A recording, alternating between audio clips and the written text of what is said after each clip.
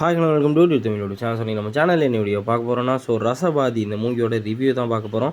ரசவாதி இந்த மூவியில் நம்ம அர்ஜுன் தாஸ் தாங்க ஹீரோவாக நடிச்சிருக்காரு. ரீசெண்டாக இந்த மூவி ரிலீஸ் ஆயிருந்துச்சு. இந்த மூவி எப்படி இருந்துச்சுன்னு கேட்டால், கண்டிப்பாக இந்த மூவியை நான் பார்த்ததுக்கு ரீசனே இந்த மூவியோட டேரக்டர் தாங்க. இவர் ஏற்கனவே மௌனகுரு அதுக்கப்புறம் மகாமுனின்னு சொல்லி 2 வேறு லெவல் மூவிஸ் எடுத்திருக்காருங்க. அந்த 2 மூவி அளவுக்கு இந்த மூவி இருக்கான்னு கேட்டால் கண்டிப்பாக இல்லைன்னு தான் சொல்லுவேன். பட் இந்த மூவி ஒரு நல்ல மூவிங்க. இந்த மூவியோட மிகப்பெரிய ப்ளஸ்ஸே நம்ம அர்ஜுன் தாஸ் தாங்க. ஆக்டிங் வைஸ் செம்மையாக நடிச்சிருந்தாரு, சூப்பராக நடிச்சிருந்தாருங்க. அவரோட ரோலுமே சூப்பராக இருந்துச்சு.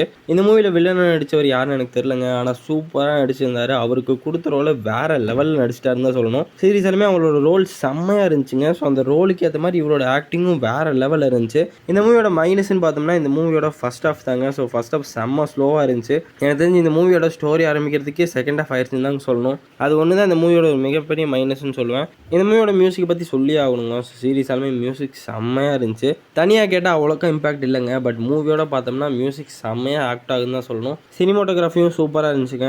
செகண்ட் ஆஃப் சீரியஸாலுமே சூப்பராக இருந்துச்சுங்க. அதில் ஒரு பாதியாச்சும் நம்ம ஃபஸ்ட் ஹாஃபில் இருந்துச்சுன்னா கண்டிப்பாக செம்மையாக இருந்திருக்கும் இந்த மூவி. ஆனால் ஃபஸ்ட் ஹாஃபில் சரியான சம்பவம் பண்ணிட்டாங்கன்னு சொல்லணும். இந்த மூவியில் நிறையாவே கேரக்டர்ஸ் வருதுங்க. பட் எந்த கேரக்டருமே அவ்வளோக்கா இம்பாக்ட்ஃபுல்லாக இல்லைங்கிறது தான் உண்மை. எனக்கு ரொம்பவே பிடிச்சிருந்த கேரக்டர்னா கண்டிப்பாக வில்லன் கேரக்டர் சொல்லுவேன். அதுக்கப்புறம் நம்ம அர்ஜுன் தாஸோட கேரக்டர் சொல்லுவேன். பிகாஸ் ஏன்னா அர்ஜுன் தாஸ் வேறு லெவலில் நடிச்சிருந்தாருங்க. வில்லனுக்கு செம்மையான ஸ்கோப் இந்த மூவியில், அதை வேறு லெவலில் அவர் நடிச்சிருந்தாரு.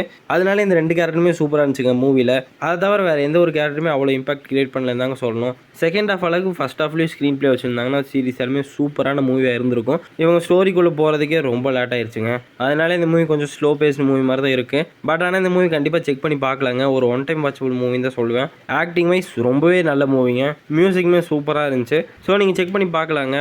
உங்களுக்கு பார்க்கணும்னு இருந்துச்சுன்னா கண்டிப்பாக செக் பண்ணி பாருங்கள். ஒரு நல்ல ஒன் டைம் வாட்சபிள் மூவி தான் சொல்லணும். அவ்வளோதாங்க இந்த மூவியோட ரிவ்யூ. நீங்கள் இந்த மூவி பார்த்துருந்தீங்கன்னா இந்த மூவி பற்றி உங்களோட தாட்ஸை மறக்காம கமெண்ட் செக்ஷனில் கமெண்ட் பண்ணுங்கள். அதுக்கப்புறம் இந்த மாதிரி நிறைய இன்ட்ரெஸ்டிங்கான வீடியோஸ் நம்ம சேனல் சப்ஸ்கிரைப் பண்ணி அந்த பெல் ஐக்கானை கிளிக் பண்ணிடுங்க. தேங்க்ஸ் ஃபார் வாட்சிங் யூடியூப் சேனல்.